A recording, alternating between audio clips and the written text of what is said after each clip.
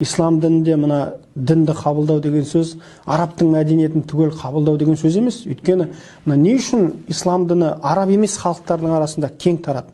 Құран кәрімде Рум сүресінің 22-ші аятында айтады: шын мәнінде жер мен көктердің жаратылысында және сендердің түрлеріңнің әр алуандылығында және тілдеріңнің әр алуанды болуы дейді, бұл Алла тағаланың құдіреттілігінің белгісі дейді.